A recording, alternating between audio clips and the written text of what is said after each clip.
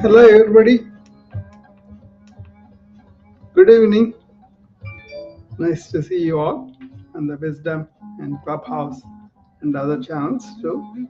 Uh, I am going to talk about or present to you something I was working on with other houses in Clubhouse. I was talking about flow states and mindsets, and I was bringing in some of the insights from the ancient systems of health.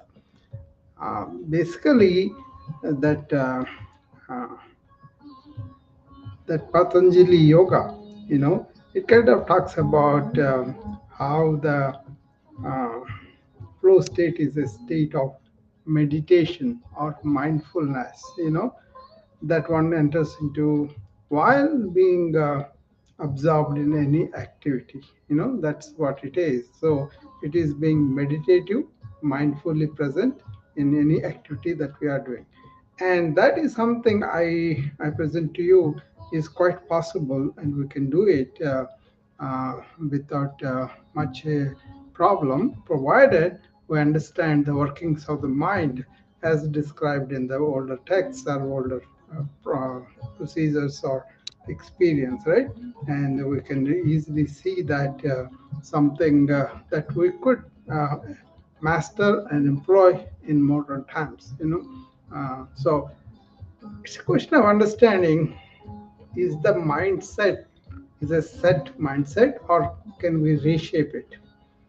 Is the mindset is there as a independent entity, or it's only a conglomeration of some thoughts, and understanding the thoughts and appreciating the thoughts happen to us, and thereby we can watch them like objects, and then that witness consciousness is the real us, real ourselves, right?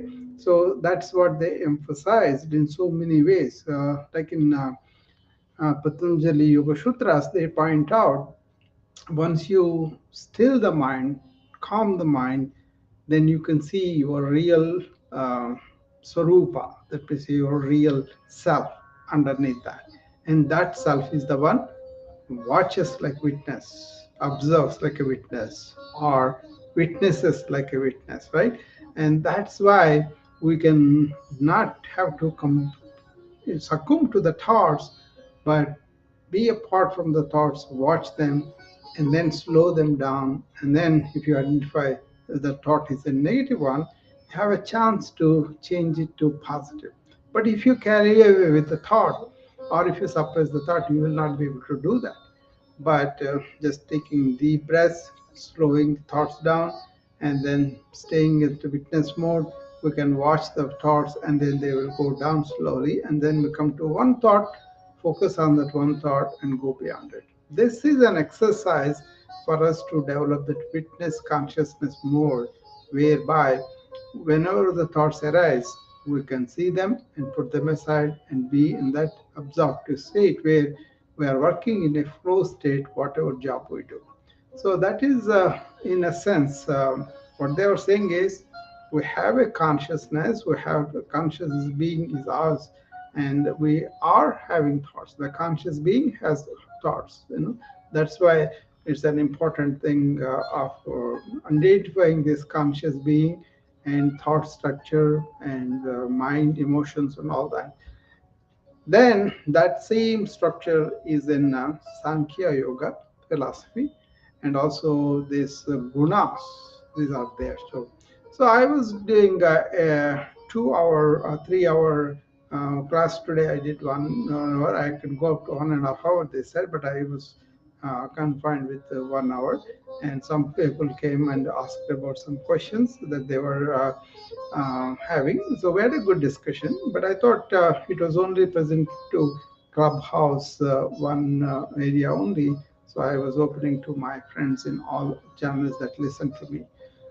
So this is going to be a talk on what is Patanjali Yoga Sutras, what is primary aim of that, what is Sankhya philosophy, and what are gunas? There are three gunas, right? what are the gunas, how do they influence our mind, how do they influence the rest of the matter, including the food, and how can you identify whether you are having one particular guna dominant in your mind, and how you can adjust to it, and or really do the opposite thing and then get this guna under balance, under control. Okay, that's what it is. Then using those ancient techniques we can be in charge of our thought rather than being slave to the thought. That's what we were talking about. Okay, so these three systems are very, very important to understand, and basically they're all based on consciousness, whereas our modern system is based on thought.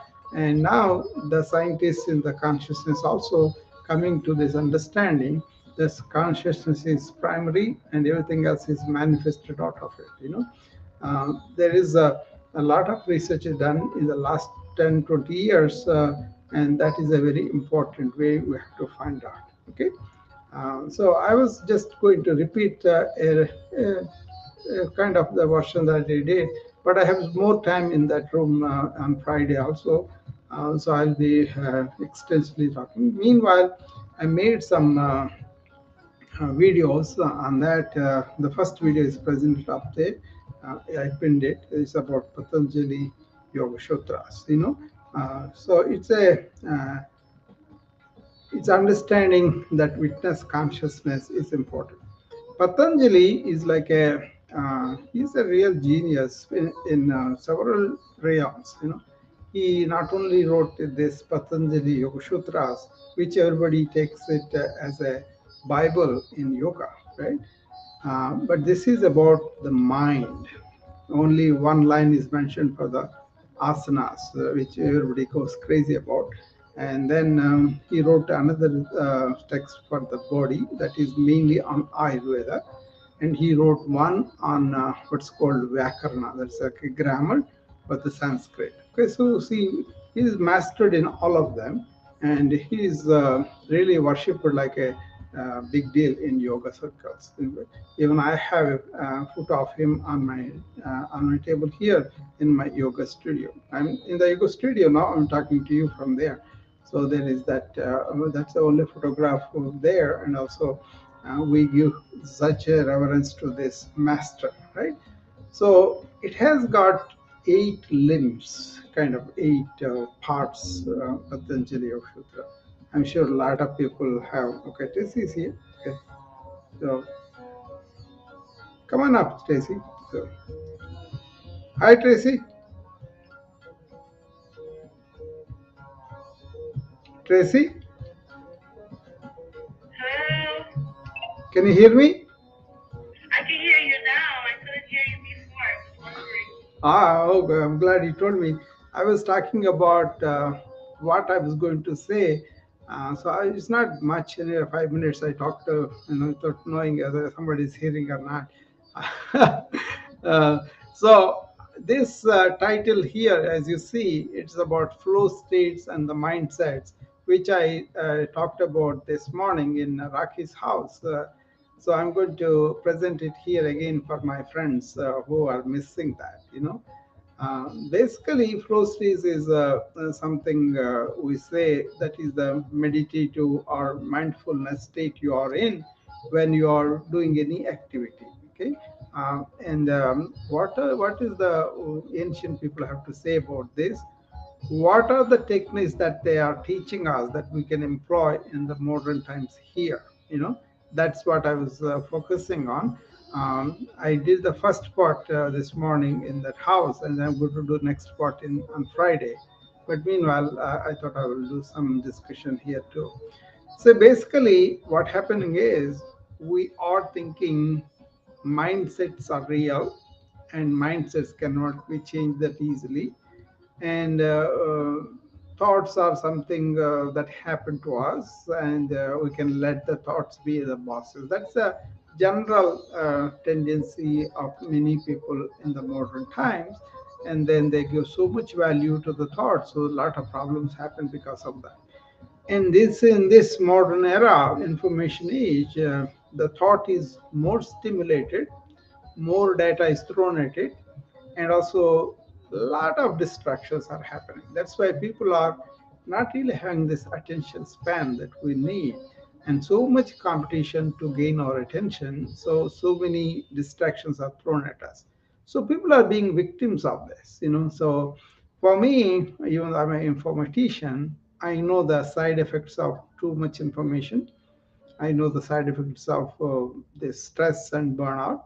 I know the side effects of this brain fog and all that, right? So I kind of use technology, use all the data, but I try to protect my mind solely because I have this understanding of the ancient wisdom, and I have not just follow them like theory or anything, but more like I experienced with them, tried them, right? So that way, I don't have to be shown any proof by anybody, but my own experience tells me I can be in peaceful, blissful silence most of the day. Only when I'm working, I will use my thought carefully and also do not allow the thoughts to accumulate too much. Each thought kind of pursued, and then each thought is finished off. So that way, I am in charge of the thought, not at the slavery of the thought. The same thing I want to show to other people that they can do with some practices starting from morning till evening. For that, you have to understand what this Patanjali Yoga Sutras philosophy, Sankhya philosophy, and also gunas. Gunas are threads, like each person, each mind has these three uh, gunas, but one of them will be dominant. By understanding what they are, how they are forming, and how you can nullify them if one of them makes it dominant. For example, if you have tamas guna, that is a guna of inactivity, like an inertia, laziness, and all that. If you eat heavy foods, it will be exacerbated. And that kind of thing you want to understand and balance it by being more active. That is the rajas. Rajas is activity. But if you are having too much activity, that is the hallmark of our era, because we work a lot, run a lot, worry a lot, and think a lot, and all those things not only outwardly, but if you look at it, we are doing it all the time, going to perform so many things which are not really good for us, but we continue to exert our activity all the time, right? So that is the one I want to focus on, and you can balance it by cultivating what's called sattva, which is a like a harnessed energy between tamas and rajas. So that kind of thing will slow us down appropriately, not to become so inactive or inertia, but more like use it appropriately, right? So that kind of energy circulating with us helps us a lot. Okay? So before we go to gunas, let's find out what Patanjali has to say. He talks about eight limbs, and the eight limbs, first one is how you are ethically to the outward world, and second, that is called yama. Second is niyama. Niyama is where you kind of take care of yourself better, morally, ethically too.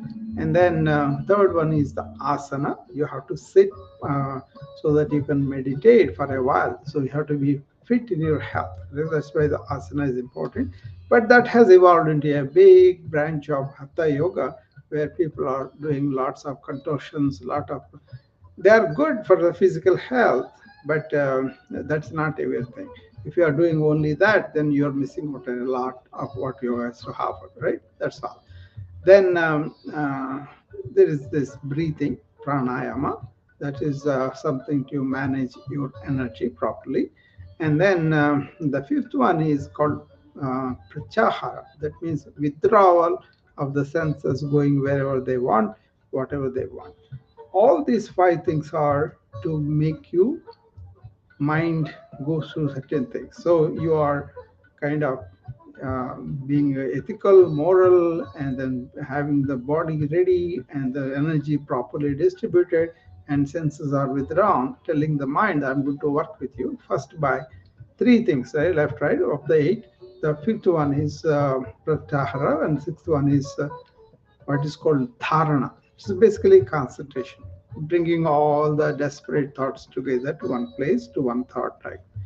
And then you focus on continuously, that becomes the next step, which is the dhyana, which is meditation. Meditation, one single object or one single thought. And when you have come to that, then you go beyond the thought also into absorbed silence. That is called samadhi. When you have all this achieved, your mind is completely still, then you can see your real nature behind the still mind. So you got to have the still mind. That is what is lacking in the modern life, and so people have to learn this in other ways too. But then this is something, once you understand, you go there and you still the mind, and that will be very very useful for you, right? After that stilling the mind, then you see the real self of yours, and that is the witness. That is the one which I'm talking about, witness conscious, that can watch your thoughts, that can observe your thoughts, that can witness your thoughts, right? Once you practice to do that, then each thought comes, it is used for it is intended for, and you want to get rid of that. Don't indulge, don't pack it away, don't put it aside, and all that. Yeah, that's what usually people do. They unconsciously think, unconsciously act on it, unconsciously retain it, and then that becomes your own ingrained habit of thought, which is called samskara in Sanskrit. The more you accumulate by the years, the more difficult it is going to get out of your brain structure, because they form their own neuronal path. Okay, we can use it for neuroplasticity to really reinforce the positives and get the results, or negatives, and you can get the results of anxiety, depression, and all that. So, okay, but here we're talking about how can you be in the flow state described as your mind is absorbed in mindfulness or meditation while you are engaged in an activity where your mind is calm and quiet, and you are doing the work in a very joyful way. Okay, a lot of people who like their work have been doing it for years, they could do it, but now the change is mercurial. Everything changes for a lot of people. So by the time they learn some things, they are moved away to another job, or the job situation changes and you have more things you have to learn. That has become a real big challenge for a lot of people. But main thing is, are you doing anything to protect your brain from this excessive thinking, or negative thinking, or really suffering from accumulation of so many samskaras and you don't have any control of the thought? That's what I'm concerned about. So my point is, you don't have to be like that, and you can learn these systems, understand them, try them, experiment them, then you will be having dividends from it, from long practice. It doesn't happen just like that. To have this conditioning of the mind took so many years. To change that all of a sudden, especially if you are going to the work, that's a problem. All my one doctor was discussing that with me, today, and I think Tracy also discusses that the working conditions are not conducive to be like this lots of times. Okay, so I prefer to have this thing ready when at home in the morning, and then go there and face with more fortified inner resilience or inner empowerment, I call it. That will happen or slowly. And also you got to learn to limit the distractions that are coming your way. So what is important, you do it. Rest of them, try to limit the distractions. Okay, and Patanjali Yoga, like that, he describes stilling the mind. He gives all the methods for that. After stilling the mind, you are ended up in your witness consciousness, and that is the one which kind of looks at the thoughts as objects, and then you can go and repair that all that. Samkhya philosophy also similar in a way. In a way, what it is, he says it has two components. One is uh, Purusha, another is Prakriti. Purusha is the consciousness, and Prakriti is else manifested out of this. The earth, the human beings, animals, plants, and all that, right? And that Prakriti has three qualities that it can have. They are called gunas. These gunas are present in all matter and also human mind. So, like I told you, the three before, one is tamas, inertia, and rajas, which is activity, hyperactivity, and third one is sattvic, that is that energy that is harnessed well. In tamas, what happens is like it's a solid ice cube. All the energy is there, but it's locked up, right? In rajas, the energy is boundless. It is going all over. And in sattvic, it's kind of like a gas coming up from the water that is harnessed and made the rail engine run, that kind of thing. So solid ice cube is like a tamas, and flowing river is the rajasic, and then the harnessed energy is sattvic. There are foods that are rich in these elements. So once you determine, I have some quizzes that whereby you can find out what is dominant in you, and then understand that, and then balance the energies with prescribed foods, activities, and main thing is how what you do with your thinking. You know, so those are the three things I was talking about: the Yoga Sutras, Sankhya philosophy, and Gunas. Okay, these things are important to understand. Once you understand, you don't have to be out of flow when you are working. There is a book I recommend, which is called Flow, by Mikhail Michinansky, something Russian name, but I have that book on my Kindle. He talks about your attention span going down with the information era and how to protect that attention span. Right now, we have a lot of competition for our attention. So many people are trying to get our attention. Basically, they may want to sell something a lot, but they want our attention, and a lot of things are planned, and the attention span is going down. By the way, that's a big concern for anybody. Okay, if you write a long lecture or long right essay or anything like that, they don't read it. If you make a 5 minute video, they don't see it. It has to be in seconds. So that's not really good, because we see the other side of that. People are getting depressed, people are getting anxious, and all the brain fog problems, all the information overload problems, and burnouts and stress. I'm seeing that. Okay, that's why I want to bring in these skills that anybody can learn. You don't have to be particular country or particular religion. None of that. What you need is understanding, question it, examine it, and then study it. Once you understand those principles, do that. Somebody asked me this morning the same topic. I was talking in Clubhouse. They asked me, give us some practical things that we could do through in the daytime. What can we do? So I gave them three of them. One is when you get up in the morning, don't open the devices right away. Give them a break for half an hour or so. The same thing at night time too. You should not go to bed with the devices. Take a break from them, and then arrange your thoughts and everything, be centered, and then do. That's one thing about the devices.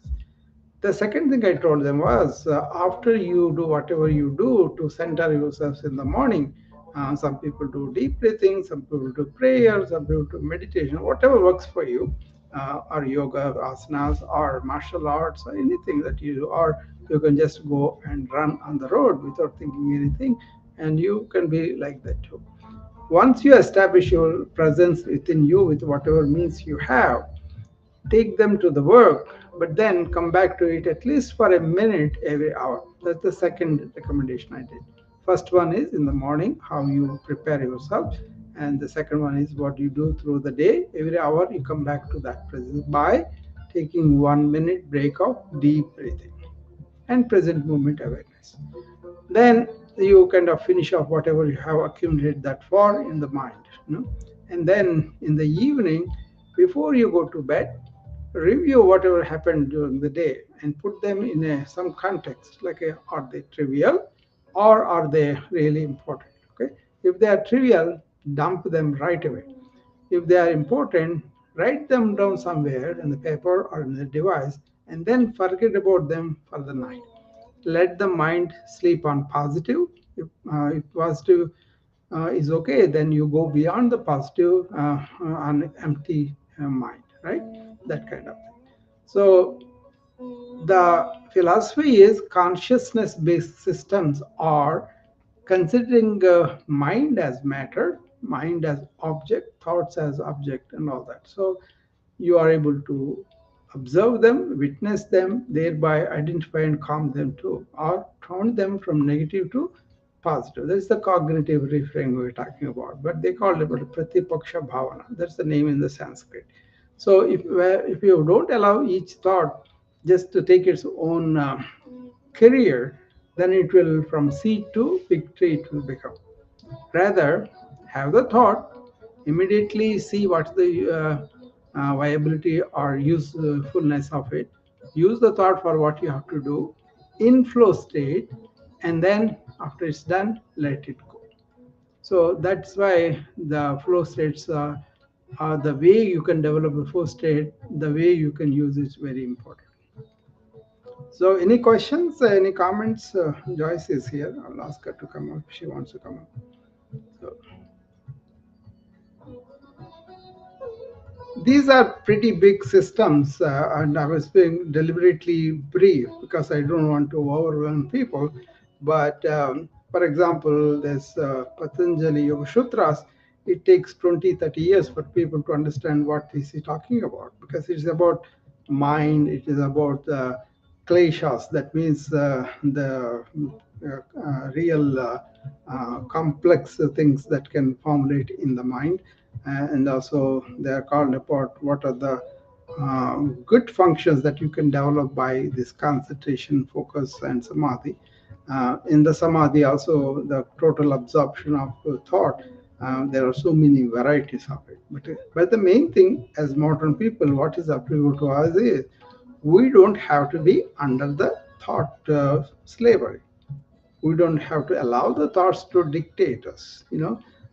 This is where Rene Descartes, when he said, "I think, therefore I am," it's apparent now that he should have said, "I'm conscious, therefore I am."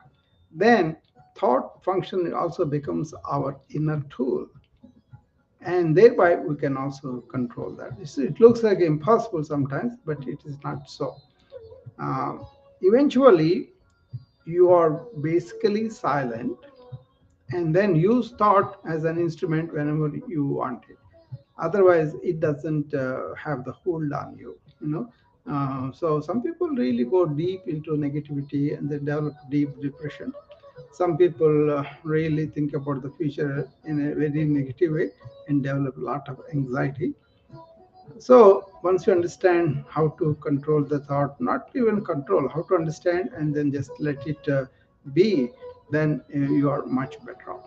Especially nowadays with the information overload, brain fog, attention deficit spans, anxieties, and lack of sleep, headaches, so many things I see, right? And they don't have the joy of anything also. But understanding the thought structure leads you to be in flow state most of the time.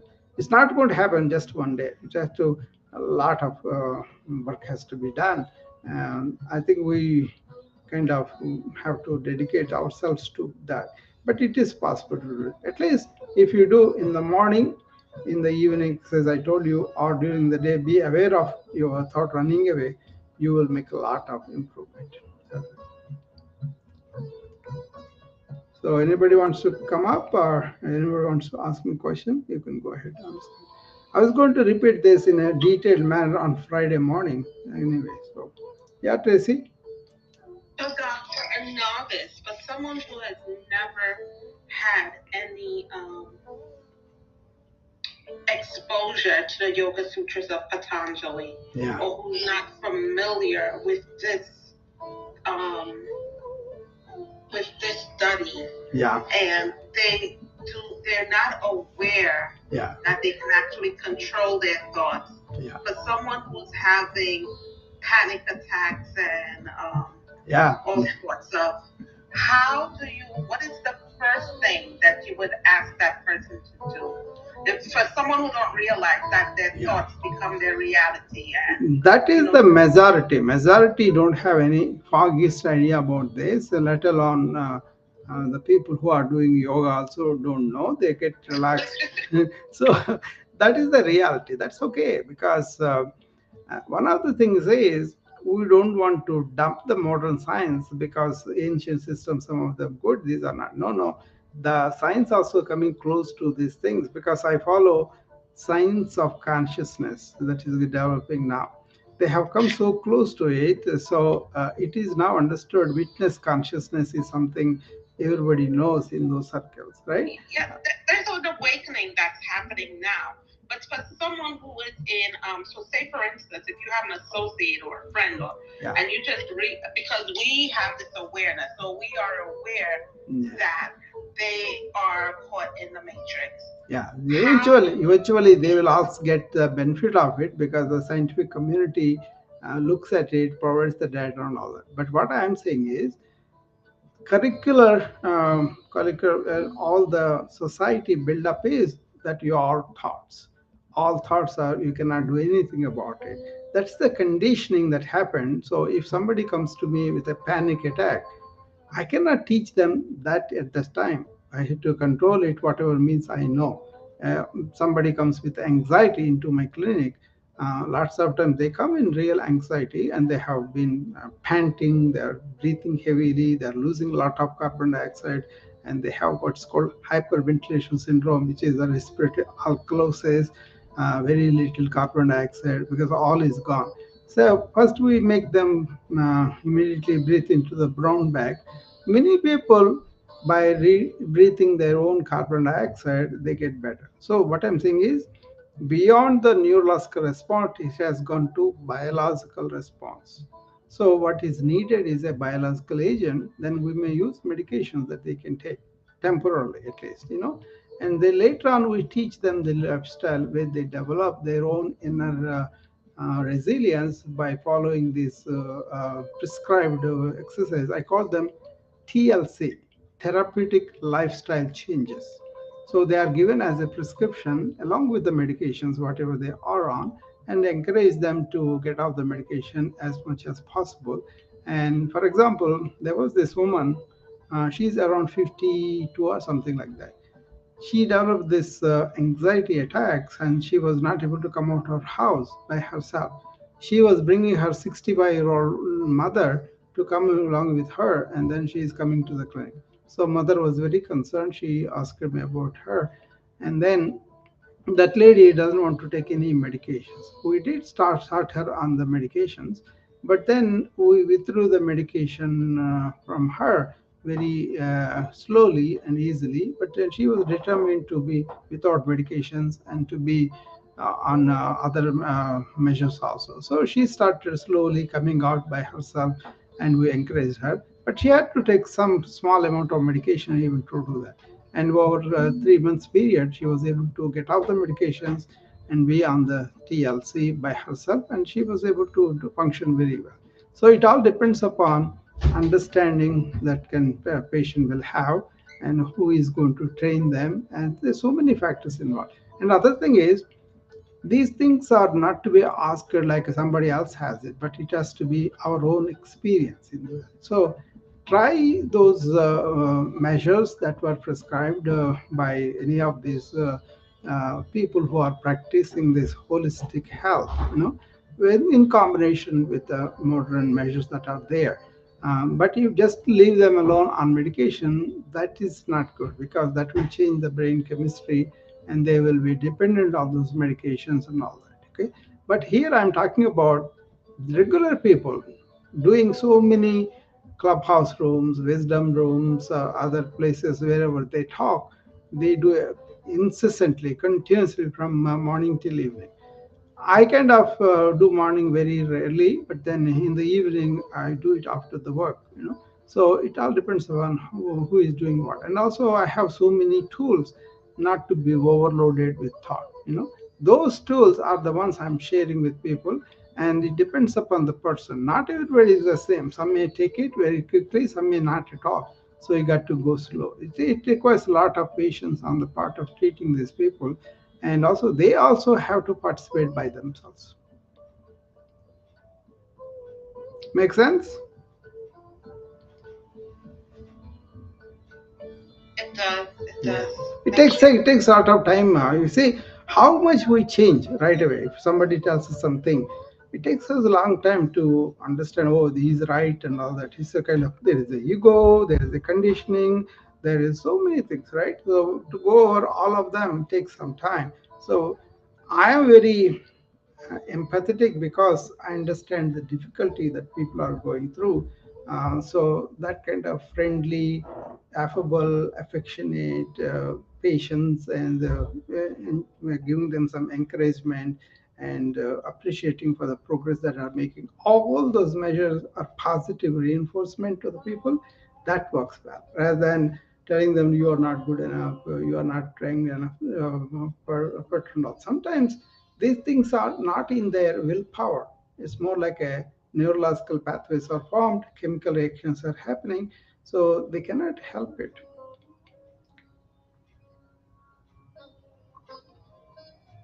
So that's why what we need is awareness of these systems availability, in a way that's not going to be converting some religion or selling of some nationality. So people like me who are global citizens who do not belong to any particular religion, we can learn wisdom, we can apply it in our life. That's what I do.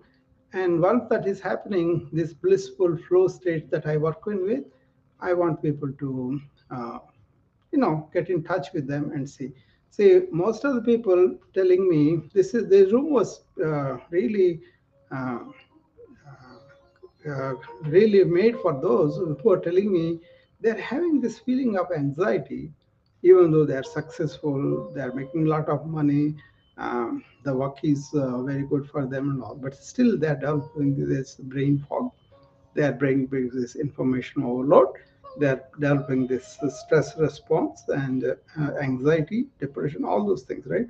So uh, my my granddaughter, she's my granddaughter actually, my sister's granddaughter, she's only a 19-year-old now. She is a brilliant student and she got admission to 5 different big universities in the United States. She's coming on August 20th here. But she tells me every time she goes somewhere, does something and all that, because she's running all the time with this mind all the time. She has no idea about how to do this. She develops this sense of anxiety, whatever she does. She was supposed to go to the consulate the next morning for a visa, and all night she did not sleep because she was afraid she may not get, but she will get it because she has got such a high, academic performance. She is going to be. She was accepted by John Hopkins House. I think she chose that eventually of the 5. So automatically they will give her that. I knew that, but she didn't tell me that she was having an anxiety episode. But later on, she told me that she could not sleep that night. So that kind of thing is very prevalent, not only just youngsters but adults also, and also a lot of drug addiction, wine, smoking, drugs, and all those things are there. That you don't have to be. That's another plus. I can proudly say I don't have that any of those things. Because I don't have those, I was able to really understand the thought structure, understand the samskaras, understand the ingrained thoughts and neuroplasticity. And all. That's why when I was sick, I was able to use my mind effectively, not to go to the future and thinking of all sorts of negativities, or go into the past and say, "Oh, I should have done that. That's why I'm having this." That kind of thing was not there. I was really um, rooted in the present, and that helps a lot, right? To psychosomatically also, what happens is this witness conscious I told you about. If you are in the witness consciousness, then your mind is quiet and silent. You don't have so many chemical reactions that are otherwise induced by the network of thought. So in the psychosomatic illnesses, this is very important. Basically, you're taking the ego, your personality out of where, and then say this is not real. What I am real is behind this still mind. Once you get that, then but so many people are invested in their ego, in their personality, in the so-called, you know, like I am this, I cannot be like that, I like this, and all. Those things will taper once you understand thoughts themselves are changing all the time. So they are not permanent. They are kind of impermanent things. Once but your real witness consciousness is your life that is permanent. So once you ended up in that, it takes a lot of effort and energy and understanding, because even if you understand intellectually, tomorrow morning when you wake up, your thoughts run so fast that you have forgotten what I told you today. You won't make your own effort of, okay, let me see each thought, let me slow them down, let me understand what this thought is before I let it go. It is mercurial, it's like wind. So I know the difficulties, but uh, practice understanding these things. And there are some people who kind of come in the morning and then they learn how to be in the present moment, and then they carry it, and then slowly they make progress. I've seen that too. I'm bringing this awareness to people. They can experiment with it. I never say do what I tell you. First, experiment with it, understand, and go and find out for yourself. And then once you find out the truth, then make sure that you are following it. But people are jumping from room to room, theory to somebody else's theory, and then they don't never have the time to examine these things and go deep into it. These are experiential things. I will tell you there is a difference between scientists, technologists, and the yogi. Scientist is somebody who studies the objective evidence and makes his experiments and gets to the conclusions, and there's a tentative truthful thing. But then the truth can change it, right? In the medicine we see it all the time. Some procedure may be working very well now, but then there are so many side effects and all those come, then we kind of go away from that, right? Medications and all that. Okay, so the truth is always elusive, and we are going after it. We do the best we can do with the balance of what is risky, what is really beneficial, risk benefit ratio, right? Where whatever the scientists do, out of that there are technical tools come out, right? It could be programming, it could be AI, it could be so many things come out, right? And we use them to enhance our so-called life, and sometimes destruction too. But tools coming out from the scientific objective research. Now in terms of yogi, he doesn't want to accept it, but he want to experience it. That is a true yogi who does. So he doesn't want to see the truth out there. He wants to experience, especially the matters of mind, heart, and emotions and all that. Inner self, not outward. And that is where I think we make a mistake, because we apply the same objective criteria for the inner things, whereas the objective criteria is out there. What we are is not object, it's a subjective thing. That's why you got to use a different instrument to study your inner self. That is intuitive inner self. Once you have that, then you can do all these things I'm talking about. Doc, I think, well, I know you are so right in terms of this. When I started this path, this journey about, I'd say 11 years ago, I was sitting in class with my yoga teacher, as I told you. Yeah. She operated from the, and I would sit there with my notebook and write all this stuff. And when I leave class, I'd go do the research and start looking it up. And I knew so much about everything, but I never experienced it. And I really started applying it and experiencing it. Yeah. That it started to made a different kind of sense, if you understand what I'm saying. Yeah, yeah. I knew it before in my head, but once I started to experience, I said, but I know this stuff. How come it's not happening? Yeah. And then I started, yeah, I know it, and I'm just gonna close and as if my mind and my body would just connect and my thoughts, but it didn't make sense, and it took years for it to really start setting in. Yeah. As I applying it to daily life and doing the practice. Yeah. And so you are absolutely right about that. Yeah. Absolutely. But I feel like sometimes in retrospect, I used to say to myself, I took the long path. I took the long path because I was focusing on the written work as opposed to experiencing it.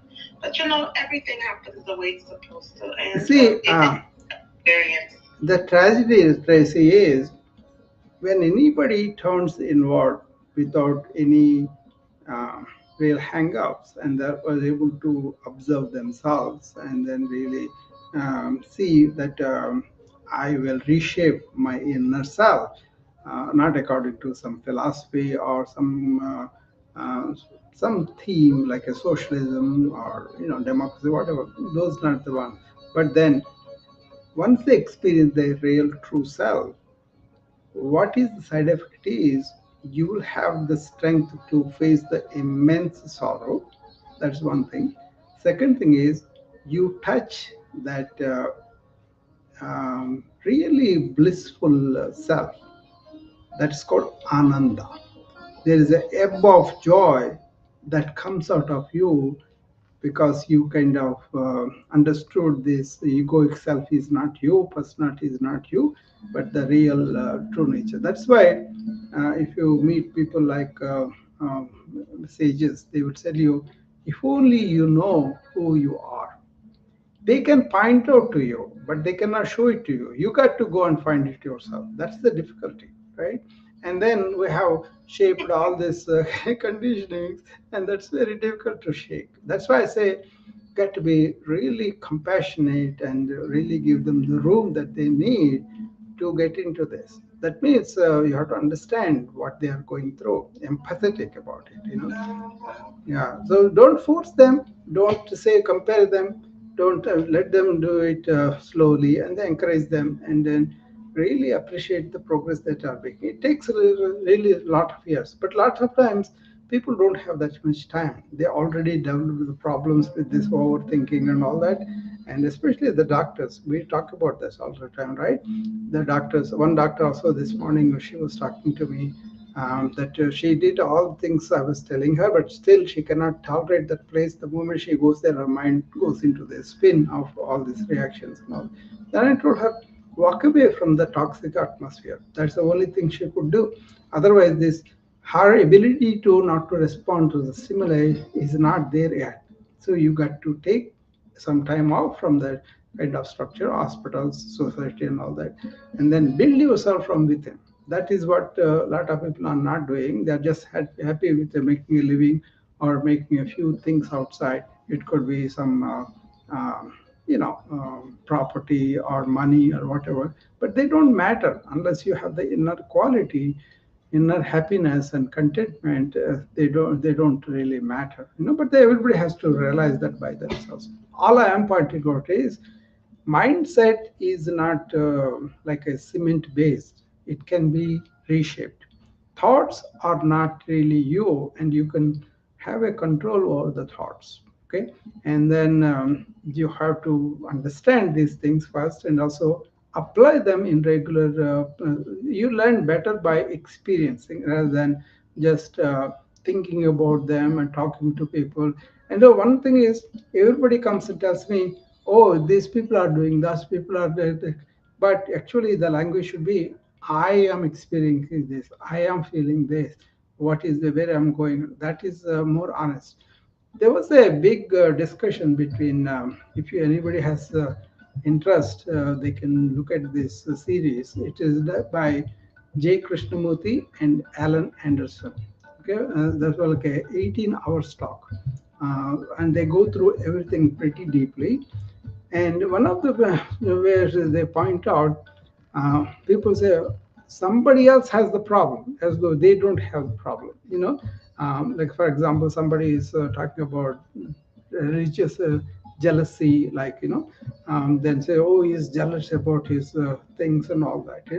But then if you look at it, everybody has that same thing. That's why it is getting rooted like that. So the discussion was, they should talk like a, what am I doing here and now? What is happening within me, rather than pointing out somebody else. You may point out that's okay, but then, hi Rocky, you want to come up? Come up. I will invite her if she wants to come up. That's fine. Or if she wants to just listen, that's fine. Hi Rocky. Hi, Dr. Lau. Yeah. So I'm continuing the same thing here for the use of the other friends. So I was just answering Tracy. Actually, I told them, I think you should hear this. I'll repeat that for you. What is the difference between the scientist, technologist, and the yogi? Scientists, objective evidence builds up whatever the truth will come to, we can change that later. And out of the scientific research, we develop several tools which are supposed to improve our life. Okay, but it's the inner experience that yogi says. Unless I experience, I'm not going to buy your argument or buy whatever you say. I'm going to take it up. I'm going to experience it, and then I will say that is so. That is where the yoga science demands that you do it personally. You cannot just talk about it. Let your whatever you develop, whatever reactions you have, let them be the proof, for himself. So this flow state I'm talking about, I do experience it most of the time. When I go something, I just get into that, right? So that is there for me. And the mindset is not there firmly, like, oh, I have to react like this, I like this. That is not there. Hi Lisa. So that is there, but that doesn't mean that is somebody who is superhuman, that's why getting. It's not so. I'm a modern man like anybody else. What I see is, if you don't employ these kind of tools that can help you to make your thought your slave, that can help you to conserve a lot of energy, that can help you not to get damaged by these persistent thoughts down the line. I will give a very near example. My sister, she is 82 now, but she is still mentally active and does everything. And then I talk to her every day, right? She has this persistent thoughts going on in her. Even though I taught her so many methods and all that, she already established so many circles of thought within her that we call neuronal paths, and that can really be real paths in your cortex, right? And then they described that as samskaras in yoga way back, but they have solution for that too. What it is they said just to watch them. You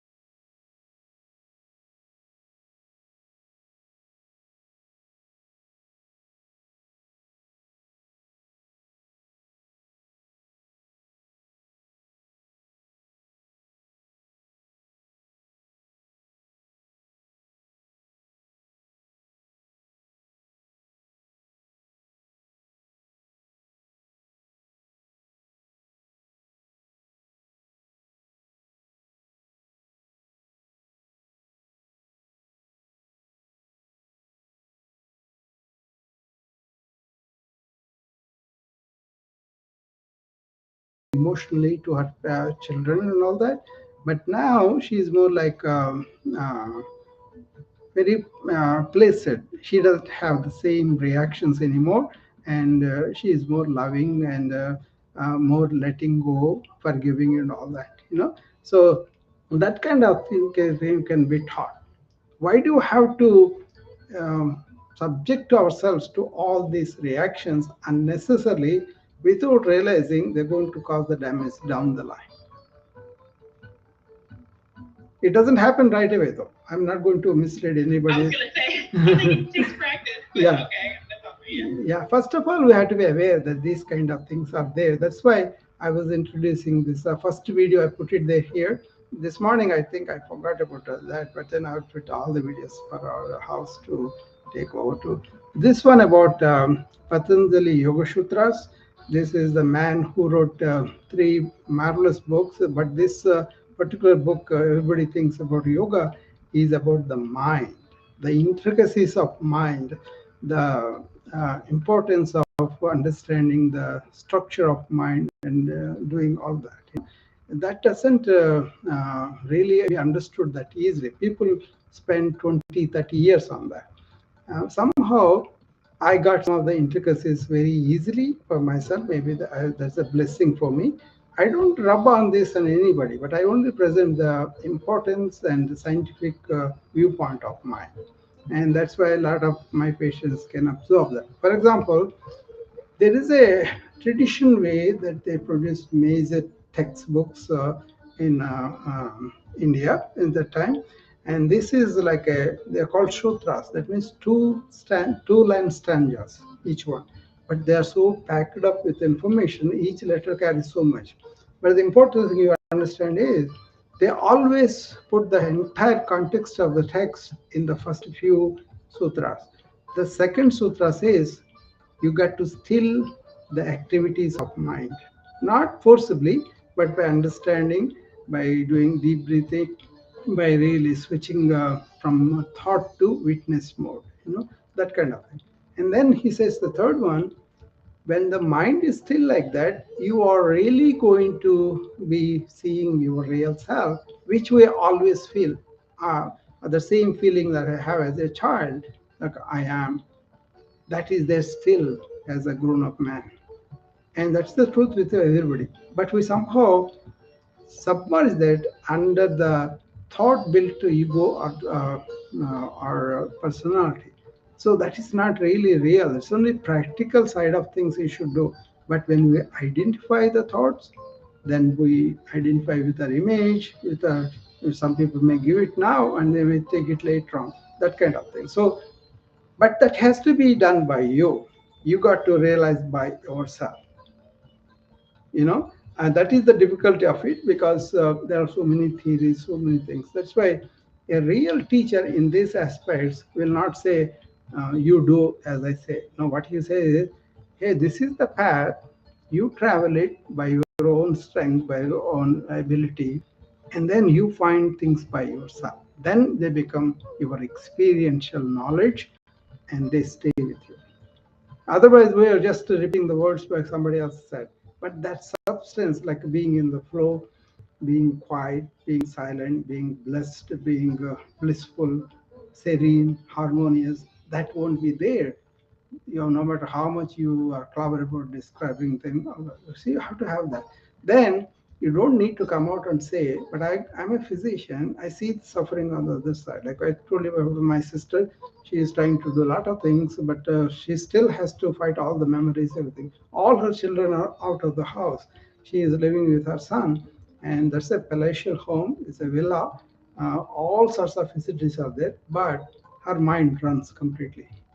That we know geriatric. I did a geriatric residency also. That's why I know how this dementia, how this Alzheimer's, and how the people in the nursing homes are vegetables and all that. So many of them, they think only intellect is there, but intellect is also a tool for us. That's fine. But beyond the intellect, beyond all this emotional self and all that, we have that conscious being. Landing in that is the goal of really understanding that is the universal self and have union experiencing is yoga.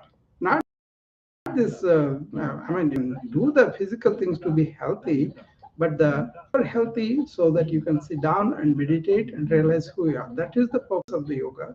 But the people have reduced it back to body only mind, but they are beyond that. So that is the thing that you have. But what I look at it is this modern era is producing so much information and so much stimuli for us, and also so much distractions. So we are not able to be in certain attention span for a long time.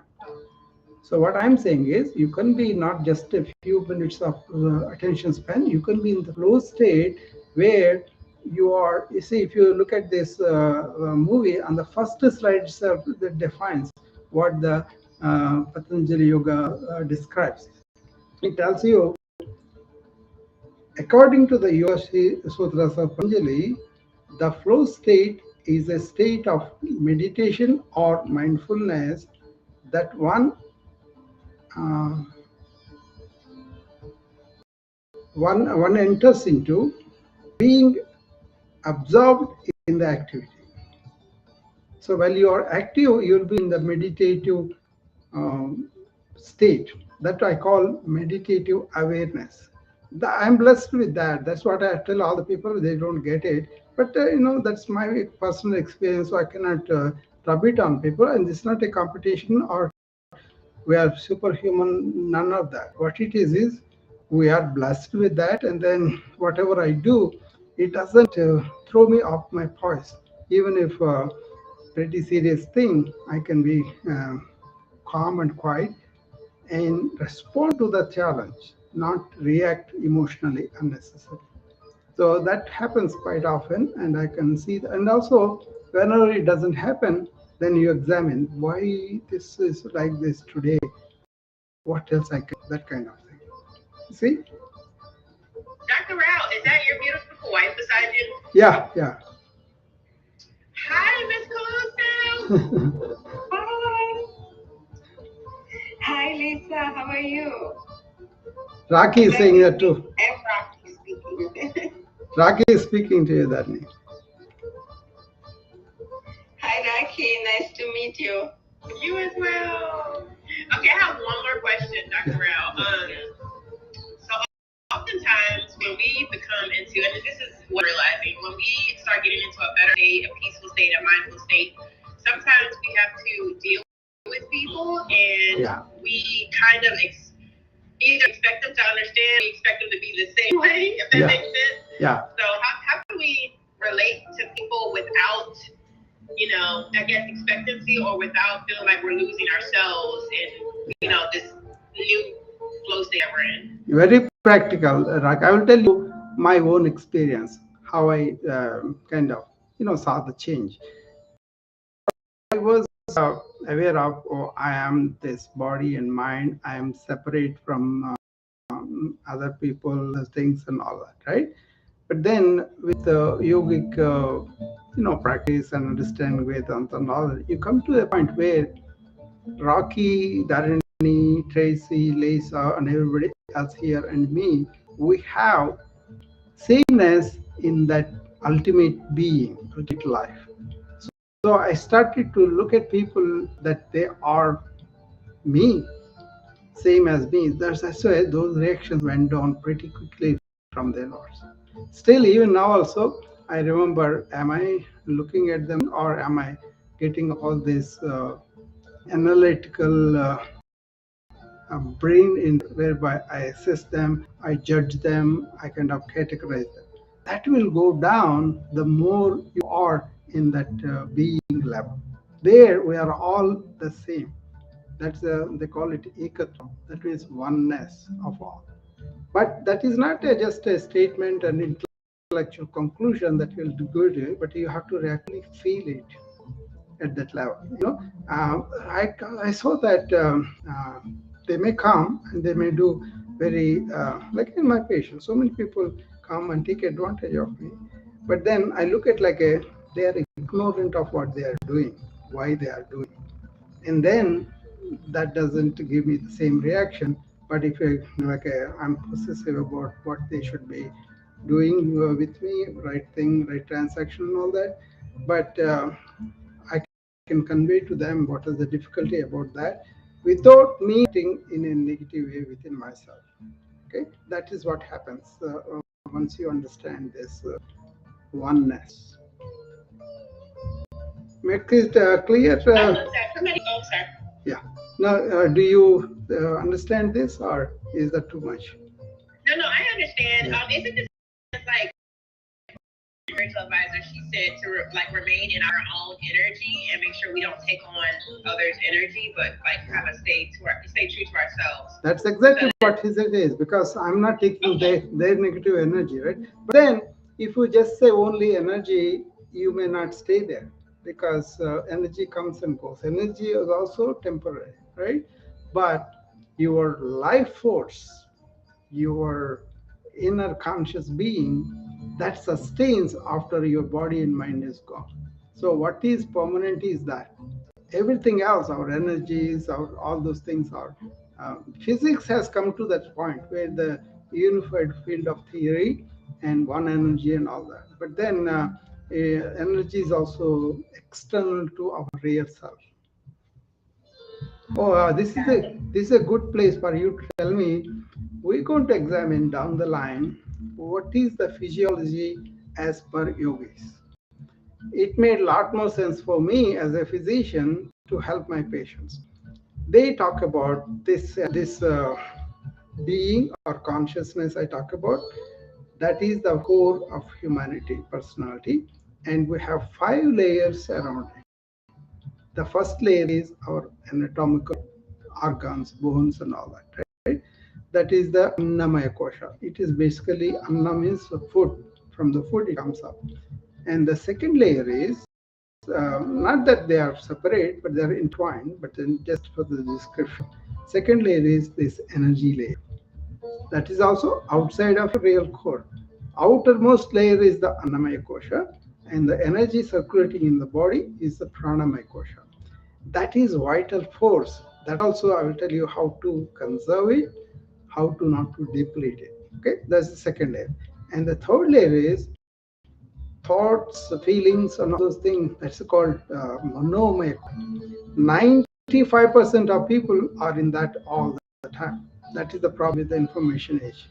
And then there is another layer that is about your understandings, your conclusions, and all those things that you have not thoughts, but your they call it real faith, like it is there within you because you have the experiences and all that. Okay, not the immediate thoughts and feelings, but underlying that. That is called Vijnanamaya Kosha. That is very knowledgeable, everything. That's more like an intellectual. You can take it like that. And then there's 4 layers right now. Annamaya, Pranamaya is the energy, Manomaya is the thoughts and all that, and then Vijnanamaya is the understanding and all that. And the 5th layer is called Anandamaya Kosha, where this joy, this happy states and all those things are there. And then the real person, real ourselves comes. That is the core in all humanity, and that is the same in all. That is the life force. Without that life, we are nothing. No mind, no body. So that's why we are not the body and mind. We are not just the body and mind. We are more than that. Once you have that understanding, once it dawns on you, that's where you wake up to your reality. Got it. Thank you, Dr. Rao. Yeah. So we're going to talk about this Patanjali Yoga Sutras again. I just was brief this morning because I know this is all very difficult for people to get into. But then I wanted to introduce and also tell them basically this. You don't have to suffer the consequences of information age by just ignoring what is working. At least as a physician, I should give it to everybody so that they can reject or they can do something else. But at least my duty is to share it. Okay.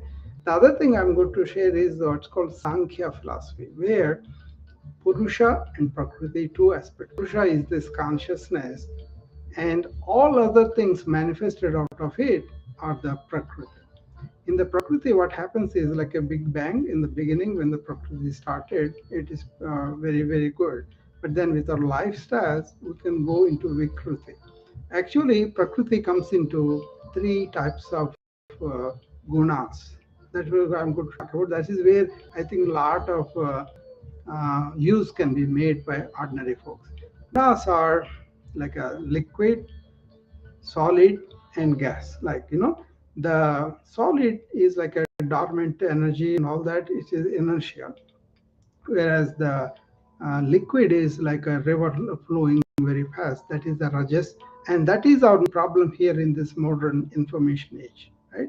And then if you not inertia, you want to rest up, you could slow down, that's fine. But if you are working too hard, too much, you are driving yourself, too whipping yourself all the time, thinking, worrying, feeling, and all that, that is when the rajas goes out of whack.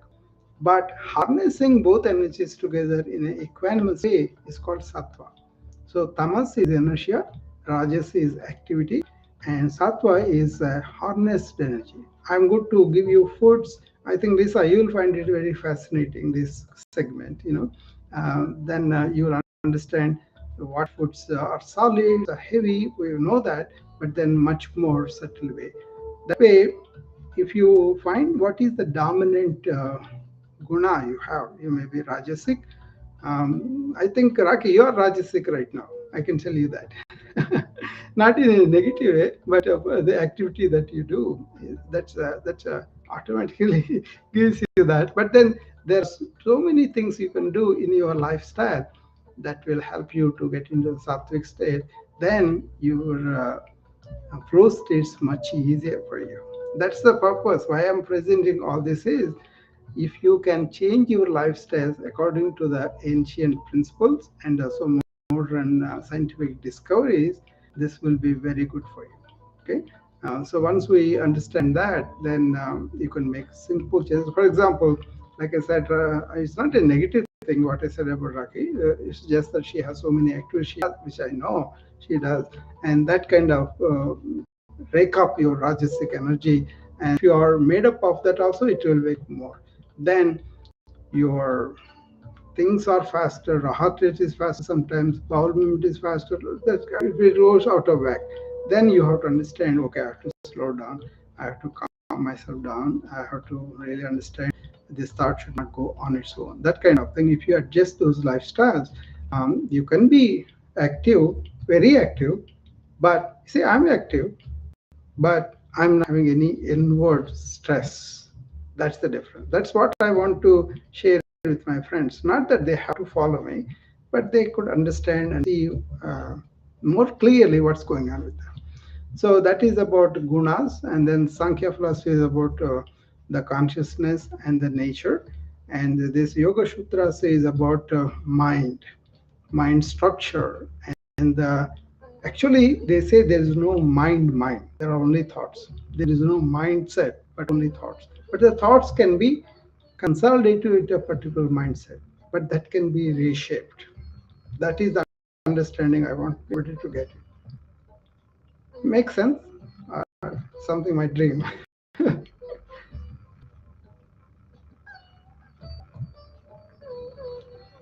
Taking it all in. Yeah. And I have I'm looking forward to present that dietary section where you'll be really impressed, Lisa. I'm sure about that. yes, I was gonna say I've been learning a lot Yeah. just by us sharing stages and me being in the room and I think I shared with you Yeah. and actually Rocky and Tracy Yeah. and your lovely wife the other day when I was in your room how like calm I was for the weekend the way you left us on Yeah. Friday and it just that feeling just had me really like in this calm, I don't know if I would call it submissive, but just like this calm frame of mind. And even just now, like Yeah. I had a very busy day. I got a lot of things done. Yeah. And then I come in the room and I listen to you and I'm I'm taking it all in and just really trying to absorb it Yeah. and definitely staying in the moment of See, why? What I'm saying, sharing Lisa, with us. what I'm saying is modern medicine is not bad or anything to worry about. Only thing is, we had to be getting these modern systems and ancient systems complementary to each other. Like this 5 layers I talked about, that gave me much more comprehensive analysis of the patient in front of me. So what we are going to do is we're going to advise all the modern dietary recommendations along with understanding from the ancient viewpoint of how the diet can influence our thought patterns, our emotions, and all that in a subtle way. And when you understand, when you really learn about Raki, I was planning to give a quiz that is several pages. If you do the quiz according to the points, you can determine what type of guna is dominant in you. Would you do that, Raki? I'm sorry, repeat the last part, Dr. Rao. I was Oh, I was going to give a quiz that is several pages, but people have to take it and then they can have their own score of which type of guna they have. And then according to I that, like that. yeah, it's a simple thing. It's not like something confidential or anything. They can do by themselves. They don't have to reveal to anybody if they don't want to. But we can suggest them, okay, if you find yourself Rajasic, like I said, Raki is Rajasic because of the activity she does. And then she may have it under control, no problem. But she has that energy. But then if she makes these little changes in her diet, see how sensitive she was to the sugar in her drink. So that subtle these things happen. Okay, once you understand that, then Lisa also will be helped to put this knowledge into her modern. Actually, I have a lot of dietitians as my friends because I'm one doctor who knows a little bit about diet compared to other doctors. That's why they come to me for any changes they want. I can give them pro antibiotics and probiotics and all this very easily because I understand the whole process. So they also learned from these systems and then improved their own health and also helped other patients. So that's the intention here. That's why I said Lisa will like them because it is going to enhance her own effectiveness with the modern nutrition. But that is modern nutrition is limited because it only pays attention to our gross body.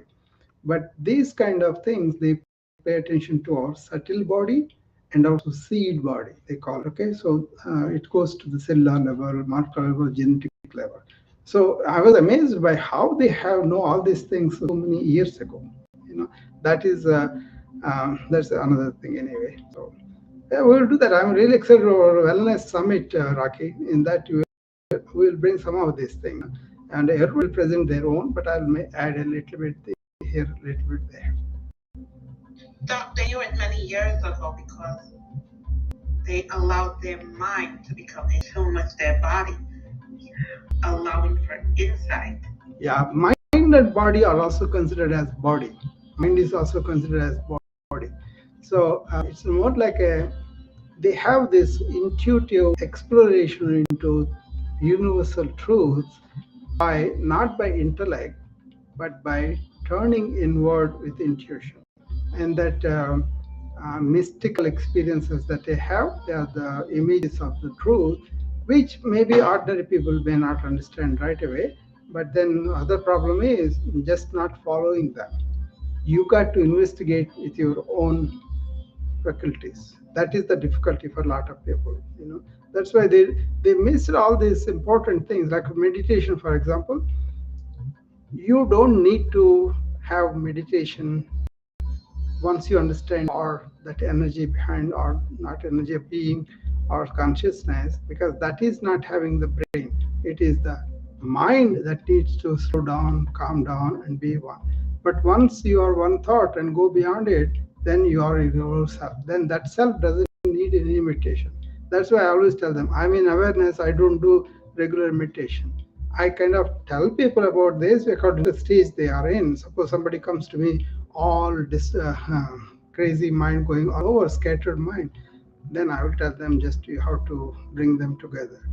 But doesn't mean the mind is them. So that there's something very simple mantra like deham, naham, koham, soham. Deham means body. In the body, both the mind, see the 5 layers I told you about, in that one of the Manomaya kosha, that is the mind layer. The body and mind together as the body. That is deham in Sanskrit means body. And then naham means I'm not. But that means I'm not just that. Okay, I'm more than that. These are my tools. Body is my external tool. Mind is my internal tool. That's not me. That's the mistake we make. We identify with the mind as though it is us, right? And we never come out of that. So that takes a lot. Can you repeat that, please? If we identify with the mind, with the body and the mind, they are both as body, but we identify with them. We either think we are the body, or okay, yes. Yeah, that's I am right. not my mind. I am not my body. Yes, Yeah. correct. That is the deham naham. Koham means then who am I? And then the last one is soham. Soham has two words in it. One is so, that is the universal consciousness, or God, or whatever. Aham means me. So I'm reflection of that, part of that, and I am that. That awareness has to come. Actually, soham meditation is where you take a deep breath, and that vital energy going in there as the universal energy staying in you, and then means you are kind of breathing out. And this particular exercise has both a breathing exercise and also meditative exercise. Very effective if you can do that. Are you going to introduce? I'm familiar with that meditation. As I said, we did that in the Sunshine Hour. Are you going to introduce that to the group, or? Yeah. Several of them I introduced. Nice. I made so many videos. I'm going to consult with people like Raki, what is appropriate, what is not, when you should present it. Present all of a sudden all these things, I think doesn't make sense. We have to gradually get people to want that, and then only we can. Otherwise, I'm available to tell them, but I'm going to present in a class like this where of meditations people can choose and do it according to what they like, what they can do, what level they are, okay, without judging them. And later on, if they want deeper, they can always have so many resources. I made one video on that, resources that I want to give it to people. Very complicated stuff. We cannot throw it down the throat. You got to be ready for that. Yeah. See, there are so many problems too. People are nationalistic. People are religious zealots. People are, chauvinist, egoistic. So many things are there. So I don't want to get into any of those areas, which I don't need. See, by myself, I'm calm and, really blissful. So why do I lose that? Just because I want to share some of these things.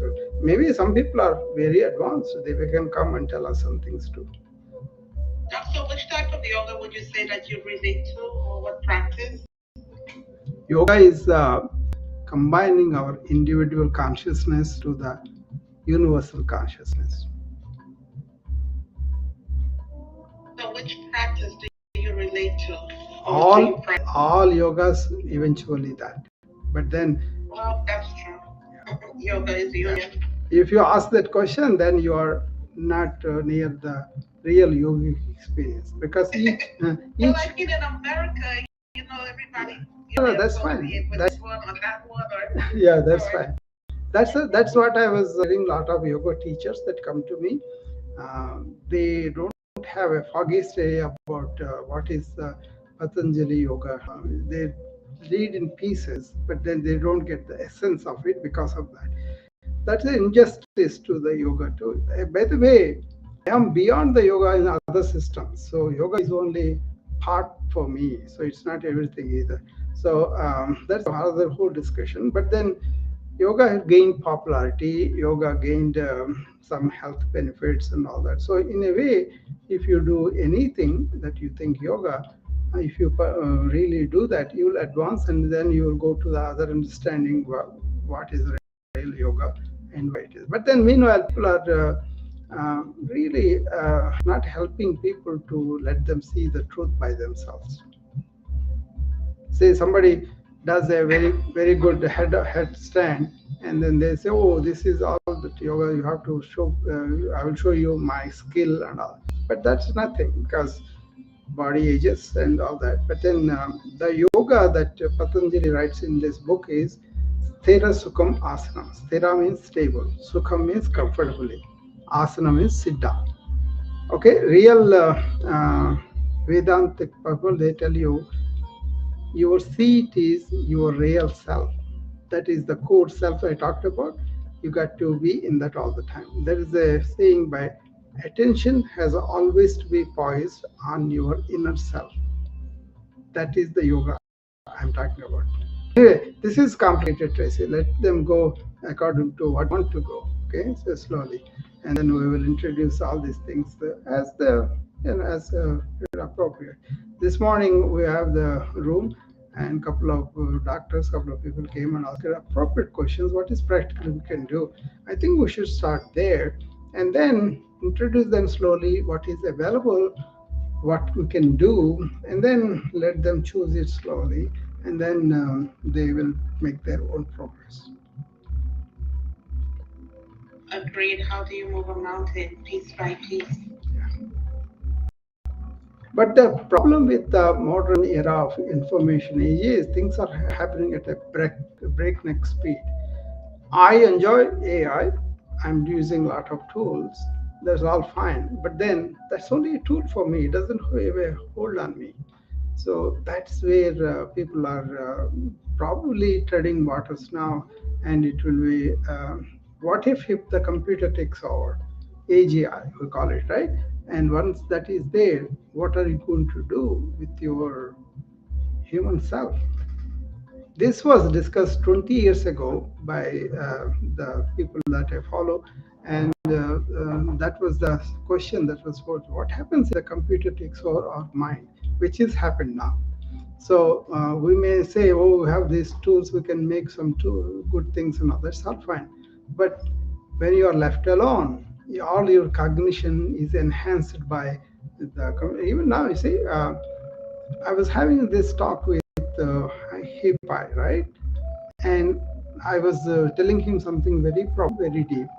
He gets it within a few seconds, and then goes into rephrasing it, which I'm very impressed about, So, as a matter of fact, nobody got it. All the humans that I was talking to, nobody got those things that quickly, that comprehensively, that well put. So, it can contribute to us in a big way. But then, what are you going to do if you think you are only the thought, and then the thought is taken away by the computer in a major way? So that is the other thing is it can probably represent itself better, and also it is something going to be independent of us. Then what are we going to do? That is what we are going to do. There were some annoying. They were working on the English large language medium, and then suddenly to switch to Persian. Nobody programmed it, nobody did anything. So the computer scientists who read the large language model, they were puzzled. Say one aspect of it is everybody is enamored by the good things that it can create, but they're not worried about what it can do for our inner selves. That's where I'm also focusing, and I want to make people to be aware of good things about the AI, but also the side effects that can happen by just marrying AI without developing our inner soft skills. Raki, that is one room we should do on soft skills. I have a lot of material I can give to people.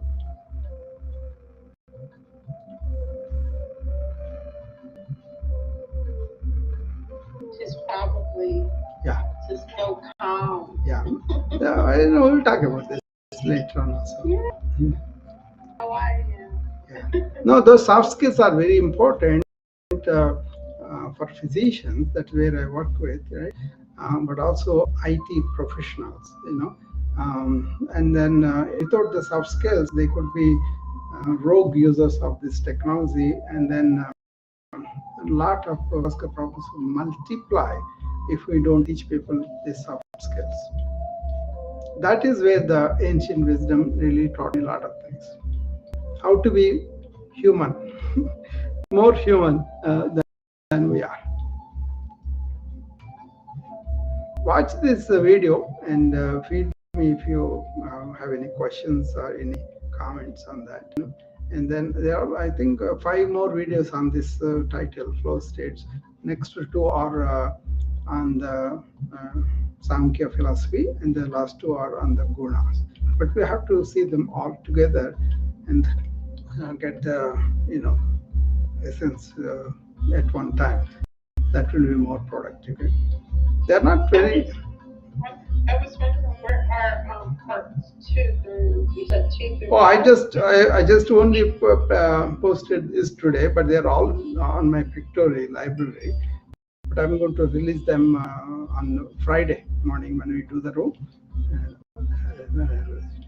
This one also I did not release it because this stuff is pretty heavy for a lot of people. So I was kind of wanted to go slow, So I wanted to see what their response is, how they reacted. Because very number of people, they heard about this thing, they know little, they heard with so many people, but many people are not into this depth. They're more like a playground, superficial. They visited some retreat or they learned from a book and all that. So it's kind of, it takes a lot of energy that many people don't have because the other life takes away all the energy from them. But we will do that slowly, and we will release the videos as they respond, and then if they want to see them. Because I always ask people, did you see the video? Nobody tells me that I've seen the video, so I don't know whether they're interested or they don't. Whether my videos are well made or I don't know. We'll see. See this Patanjali Yoga. Yeah, it's only a few minutes, 4 or 5 minutes, maybe 10 minutes. Something. See, the Pictory doesn't make it if it's beyond 20 minutes, so I have to be within 20 minutes. But most of the time, I keep it like a 5 or 6 minutes, something like that. Then I'm supposed to make short videos with Opus. If I can give it to that, it will make its own small video shorts. I can put in the reels and videos and all that. I plan all these things, but then somebody comes, something important comes up, and then I get involved in that. And then even when I see the rooms, then I remember, oh, I should be posting these videos. I'm making a lot of videos today, sir. A lot of topics. And then you have so much wisdom and so much to share. So how do you ultimately wind up prioritizing? Because it doesn't sound like you allow yourself to be overwhelmed. How to do that? See, what I learned, I think that was very useful for me was, how can we spiritualize our daily life? Okay, then whatever you do is a labor of love or giving, and then it doesn't take away your energy, it kind of gives you more energy actually. So that's it, everything is spiritualized. That's why you remember my room, I'm supposed to do 7 o'clock today, but I'm talking here, that's fine. That's called Siva Gnana Jiva Seva. That means Shiva is that consciousness I talk about. Once you understand that same energy is in all of them, you are, if I do something with Lisa and do that, I'm not doing Lisa the person, but the inner core of divinity in her. Once I have that, I do whatever I do is a worship to that universal self or universal being and all that. So that's why it's all worshipping your own God in everywhere rather than simple selfish things. That falls off, you don't have to do anything. So that gives enormous energy and it really feeds you. is to give and get it back. That's what happens. So people may do for living, that's fine. People may do from scratch, that's fine.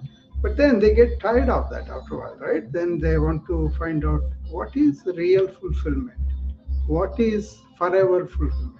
That kind of is there within all of us, and the ancients really tapped into that. That's what I think I was fortunate to get to some of it, and that helps me with everything. Hi, Dr. K. Welcome. Hi, Alka. Hi, Nazli.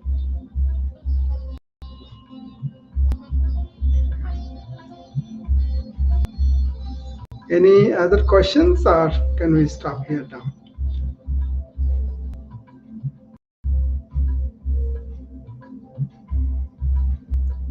I think we have a room on Friday morning, right, Lisa? 9 o'clock again. Then I will present these videos, and maybe people can see them. Usually I can place them in my house. Then people can see them too. I will do that. All right. I will see you again tomorrow at the same time here, and Saturday at 7 o'clock in the Docks and Burnout place. Doc, thank you for the information. Thank you for the download. Yeah. Thank you. Okay, Lisa. Okay, Tracy. Okay, everybody. I'll see you again. Bye.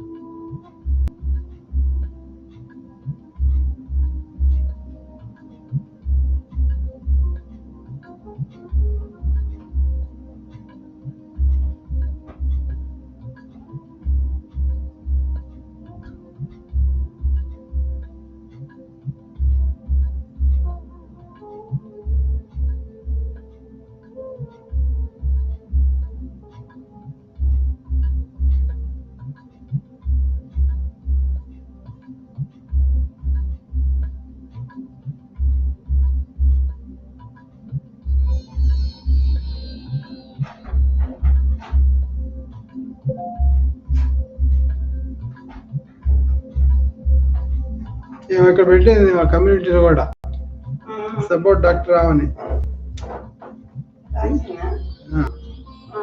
నువ్వేంటి అంత confusion? రాకి పెడితే Lisa చెప్తావు, లేదంటే coffee రాకి చెప్తావు. నువ్వు రాకి nice to meet ఏంటి already meant కదా. వీళ్ళందరికీ ఇప్పుడు చాలా బిగ్ లెవెల్లో ప్రెజెంటేషన్ అయింది అందరికీ. ఆమెకి 2 రోజులు వేసరికి 3 రోజులు ఆమెకి డిసప్పాయింట్మెంట్. మీకు ఇడ్లీ ఇచ్చారా? అట్లా ఇడ్లీ ఇస్తాను పండుగ ఇక్కడ తెచ్చి మధ్యలో ఇదేంటో ఇది పోయింది. అవునండి, ఒక్క నిమిషం ఇంటర్నెట్ స్లో అయింది. I don't know whether this is still recording or let's see. Something live there.